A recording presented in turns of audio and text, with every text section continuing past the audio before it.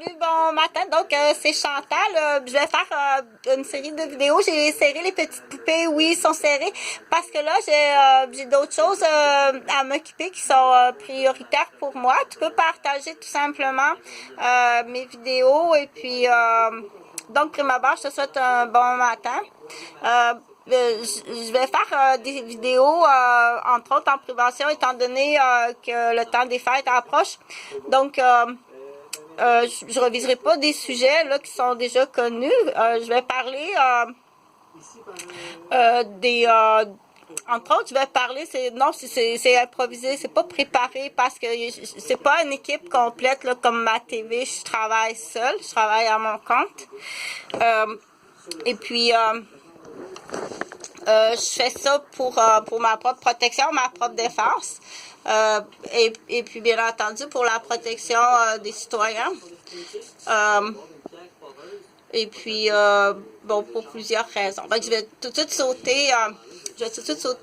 au sujet auquel que je veux aborder. Donc, je veux aborder le cycle, pas le cycle de la violence, parce que ça, on entend beaucoup parler. Qu'est-ce que le cycle de la violence? Donc, par contre, ça ressemble beaucoup au cycle de la violence. Donc, on dit l'agresseur va rattraper sa victime avec des cadeaux ou bien avec des plaisirs. Donc, le manipulateur violent de plusieurs personnalités, il peut avoir vraiment typiquement, ça peut être très difficile de le cibler, de le reconnaître. Seule la victime va le reconnaître. Et il y en a qui sont tellement manipulateurs dans le sens que s'ils vont jusqu'au crackpot, la victime, elle peut même rire avec lui. Elle peut même, là, on va parler d'obéissance.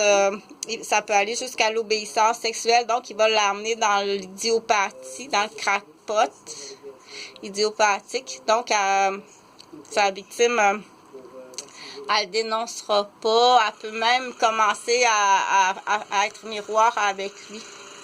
Faire pareil. Donc, ça, je rouvre tout simplement un nouveau livre, là, comme ça, une nouvelle lampe. Je vais étudier ça dans d'autres fichiers de d'autres universités de d'autres pays, pas du Québec, parce que la plupart... joke inside. Il y a beaucoup, après avoir travaillé puis étudié dans plusieurs volumes du Québec, dire on peut quasiment se poser la question que celui qui le fabrique